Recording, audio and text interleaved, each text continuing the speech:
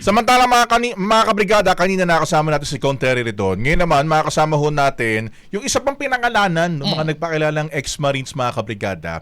Si former Senator Antonio Trillanes. Senator, magandang umaga po. Welcome po sa Tira Brigada. Kasama ho ninyo, Brigada Gab, Brigada Abner. Good morning. Morning po. Good morning po sa inyo, Brigada Gab at Brigada Abner at sa ating mga listeners. Opo, pwede ba makahingi muna ng reaction ho sa inyo dito kasi nag-deny na kayo, Senator, dito nga po sa mga sinabi, mga akusasyon ho sa inyo laban ng nagpakilalang ex-Marine. Sa tama ba ang narinig ko? Nabanggit ho ninyo kahapon na kakasuhan nyo ho ulit sila. Tama ba ito, Senator? Opo, kakasuhan ko pong muli itong mga nagsalita tungkol dun sa akin at sa ICC at kasama na po si Marcoleta at si Cayetano.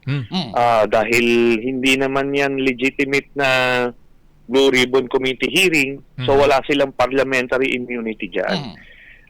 Yan po ay kasi alam nyo, nakita nyo, yun mismong nire-review ng mga abogado ko yung footages, yung mismong tao nagsabi sa akin, iba yung sinabi niya ngayon, iba dun sa sinabi niya nung una, at iba pa dun sa sinabi niya sa kanilang affidavit. So, maliwanag yung kaso rito. Pero sige, kaya ako sa kakasuhan para sige, patunayan mo yung allegation mo. Pero hindi pwedeng palalagpasin lang yung ganito na sasalita lang sila ng ganon. Ang dudungisa nila, hindi lang yung ICC, para pagdudahan yung credibility, tapos at the same time, gagamitin niya ng abogado ni Digong sa dahig, for sure, para may mga ganyang elemento, and finally, yung destabilization, kasi biglaan may mga rally din, may mga panawagan sa AFP para mag-aklas. Buti na lang, hindi naman binigyan ng halaga ng mga kababayan na yung mga revelations nila na obviously peke. Nakita nyo naman, lahat nung pinangalanan dun, mga kalaban ng Duterte. Okay. Di ba? Opo. Yung binanggit po ninyo, Senador, na on several occasions, nag-iiba-iba yung kanilang mga pahayag. Can you cite certain revelations doon sa kanilang pahayag dyan sa Senado at doon sa mga press con in the past na magkaiba yung kanilang pagdadawit sa inyo dyan po sa issue na yan? Ito po. Una, sinabi $2 million. 2 maleta. Pangalawa, itong sinabi na nagbigay ng 6 na maletas sa bahay ko. Bahay. Pangatlo, ngayon, nagbigay siya ng maleta doon daw sa headquarters namin sa Quezon City. So, maliwanag po yun. Siya yun. Parehas. Kaya, di ba kailangan kasi dito, napakasimple lang kung gagawa ka ng storya, kailangan i-memorize mo. Kasi kada harap mo dyan, isasalang ka. Di ba? Kailangan pare-parehas ang kwento mo. Yun po Yun nga. Pero ito, kung ibabalik yan kung a-attend sila dun sa hearing ng sa Lunes, masusubukan nila pagtatanungin sila ng mga hindi kakampi. Kasi up to now, hinaharap po yan sila sa mga neutral territory, nung una sila lumabas doon sa Club Filipino yata. Pagka tinatanong sila ng media at nahirapan sumagot, si Baligod yung sumasagot. Tapos nung nilalabas sila sa interview, ganun din. Di ba? Hindi naman diretso. Pero tapos kahapon, ang tinatanong lang yung mga nasa script nila. Pero ito ngayon, yung 18, tatanungin sila ngayon. Iba-iba, hiwa-hiwalay. Hindi pwede kang masisilungan. So, doon ngayon makikita. Okay. Di ba? Opo, Senator, una na po kayong nagsampa ng kaso laban sa itong mga 18 Marines at ilang mga vloggers. Unang-una, kumustahin ko, anong update doon sa mga naunang kaso ninyo? Kung hindi po tayo nagkakamali, na-i-file po yan noong March 5, 2026. Ano pong update doon? Mhm. Ito po, hiningan na sila ng counter affidavit. Medyo mabagal nga ho, no? Ang bagal. At inupuan, buti na lang gumalaw na rin nung Mayo, nag-submit na silang counter affidavit. Ngayon ho, June 8, submitted for resolution na itong ano na ito, at mai-issue na ito mga to ng warrant within the next few weeks. Okay. Akala nila ganun-ganun lang eh. Oo. Okay, so yung unang kaso po ninyo umuusad naman, and yung binanggit nga po ninyo is due for resolution ng DOJ, yung inyo pong kaso. Pero ito, ano po yung plano ninyong i-file ulit na mga kaso at sino-sino po yung sasampahan po ninyo ng kaso? Oh, dahil nabanggit ninyo, kasama na, di ba, si Marcoleta at saka si Cayetano. Opo. So yung ano po, no, kung sino mismo dun sa 18 Marines ang nagsalita, yun mismo yung kakasuhan. Tapos yung si Marcoleta at saka si Cayetano, dahil wala nga silang parliamentary immunity. Doon kasi kaya yung buong 18 ex-Marines yung kinasuhan ko kasi joint affidavit sila. Okay. Oo. Kaya lahat silang kasama. Oh, pero ngayon, ano ho yung kumbaga ba particular na cases siguro ipa-file ho natin sa kanila, Senator? Libel po ang ipa-file. At cyber libel naman kina Cayetano kasi nila live stream nila. Okay. Doon sa unang kaso po ninyo, cyber libel, perjury, yung na-file po nyo na kaso, may mga isinama kayo na sinampa ng kaso yung mga vloggers. This time ba may kasama mga vloggers na kumbaga nagkalat ng mga revelasyon nitong mga dating sundalo na kumarap dyan po sa Senado? Wala pong direct. Ito lang po ang na-monitor namin. Sina Cayetano at saka si Marcoleta. Okay. Sa tingin po ninyo, Senador, ano pang motivation sa tingin ninyo ang meron nitong mga dating sundalo at ipaborito pa kayong idadawit dito sa issue ng alleged payoff dyan sa issue ng ICC at syempre sa issue dyan kay Saldico? Ano po yung nakikita ninyong motive behind bakit kayo po dinadawit dito? Kaya nga nang nasabi ko po, kailangan nilang dungisan yung reputasyon ng ICC para pakita nila na gawa-gawa lang ito o talagang pinag-iinitan lang si Digong. Pero, di ba, buong Pilipinas saksing buhay dun sa nangyari nung termino niya Pinagmamalaki nga nila ito Pinagmamalaki nila, ngayon parang namimilipit sila kung paano nila bobolahin sarili nila na hindi nangyari yung mga patayan noon. Okay. So, doon, sigurado ko, gagamitin yan, itong mga aligasyon na yan, gagamitin yan nung abogado ni Digong sa dahig para sabihin, para ma-dismiss yung kaso. Na tipong, itong mga ICC prosecutors, binayaran pala, kaya dapat i-dismiss nyo na ito. O yun. Pero hindi uubra yan, kasi hindi naman gano'n katanga yung mga ICC judges doon. Pangatlo, nakikita ko ritong motivation nila rito is yung destabilization.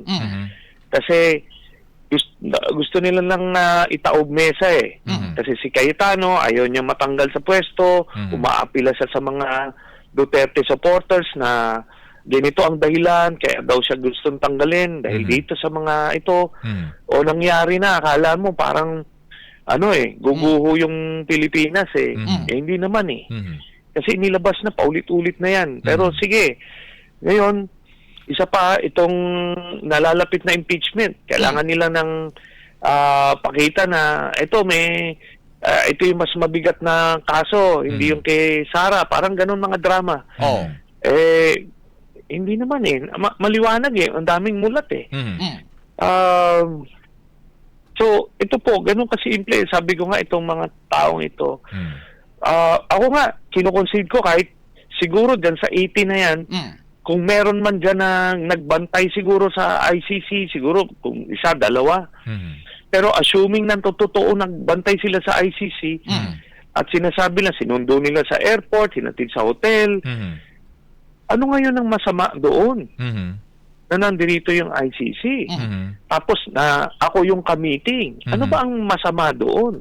Para kung may gumawang krimen nung kinikwento ni Marcoleta, o kuhanin CCTV para makita na nakipag-meeting ako. Ako nga, simulat sa pool, inaamin ko, ako yung nakikipaghalubilo sa nakikipagtulungan at halubilo sa ICC. Tinutulungan ko sila magkalap ng testigo, ebidensya para mabuo yung kaso nila Digong, Bato, etc. Doon sa dahig, dito sa Pilipinas, talagang ginagawa ko yun. Ano ang mali doon? Hindi ba yun ang dapat gawin? Para makamit yung hustisya? Senator, in previous interviews, may binanggit po kayo na originally, itong testimonya, itong revelasyon ng dating mga sundalo was meant to make a spark prior to the 40th anniversary ng EDSA People Power Revolution. Kumbaga, a day before that, ito yung ano nila, ito yung pinasabog nila. Pero sabi nga po ninyo, hindi po kinagat. So ito, sinasabi din po ninyo na ginagamit ulit itong the same issue, the same narrative bago yung impeachment complaint trial dyan po sa Senado. Yun nga po nakita mo, hindi na kinagat noon. Gusto nila ngayon para larger audience, bigyan nila ng konting credibility para pakita nila na blue ribbon ito. Hindi na naman kinagat. Di mo ba? So, kaya nga kita nyo, wala na silang naset na schedule kasi wala namang script na ngayon, ito na. Pag pinatawag yung mga yan nung kabilang Blue Ribbon, mamimilipit na kayo. Wala nang magpoproteksyon sa inyo dyan. Iisa-isahin kayo ngayon. Kasi kung maalala nyo, nung pinatawag ng NBI yan, ayaw nga magpa-interview, di mo ba? Nagwawala dun si Topacio dun sa NBI. Ayaw niyang pa-interview, tapos kinalaunan, nung inobliga, sama-sama sila, ayaw magbigay ng isa-isang statement. Tapos lumabas ngayon yung NBI na meron nagsabi na binigyan sila ng pinangakuan ng 5 milyon at binigyan ng 700,000. Yun po ang latest development diyan. Alam nyo, kung isang dating sundalo, itong mga ito, yung iba rito, training lang, wala na. Yung iba, 6 months lang, nag-awol na. Dalawa lang yung retirado dito. Sa hirap po ng buhay, bigyan nyo, mag-alok kayo ng 5 milyon, sasabihin nun kung anong gusto nyong pasabi. Yun po yun. Okay. Sige po. With that, Senator, update niyo ho kami kung kailan ba ito hong plano, kung kailan ho ba. Baka meron na kayong schedule pala. May kailan ho ninyo plano nga magkaso. Ito nga hong laban sa Marines, kay Baligot, at isasama na si Marcoleta at si Cayetano. May date na ba kayo dito, Senator? Hopefully by next week, kung matapos na agad. Basta as soon as matapos yung complaint, ipafile ko na kaagad yan. Okay. Sige po. With that, maraming salamat po sa oras na binigay ho ninyo sa amin ngayong umaga. Senator Trillanes, mabuhay po kayo. Thank you very much. Thank you po. Mabuhay po kayo. Mga kabrigada, tayo ho ay magbabalik pating oras 8:37 ng umaga. That time check was brought to you by Guard C Calcium Ascorbate, Katawang Healthy at Team sa Guard C.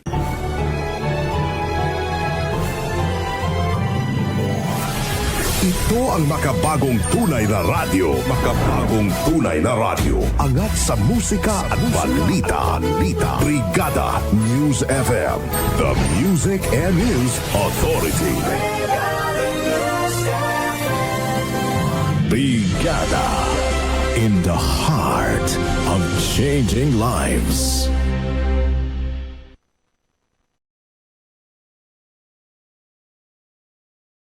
Mga kabrigada, gusto mo bang kumita gamit ang iyong travel shots? Kung meron kang magagandang litrato o video ng sikat na travel destinations tulad ng Boracay, Siargao, El Nido, Coron, Bohol, Cebu, Palawan o iba pang hidden gems, pwede kang kumita. Isabot na ang iyong original at high-quality travel shots at video sa www.delight.net. Siguradong kikita ka. We can't wait to see your photos and videos online. Ipakita natin sa buong mundo ang ganda ng Pilipinas. Visit www.delight.net for more details.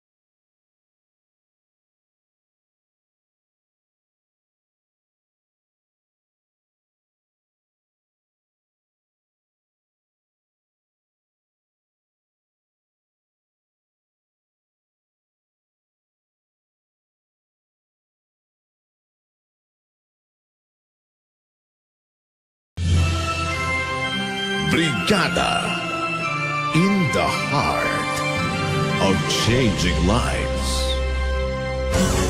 Makabagong tunay na radyo. Tunay na radyo.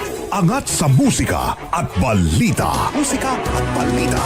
Brigada News FM.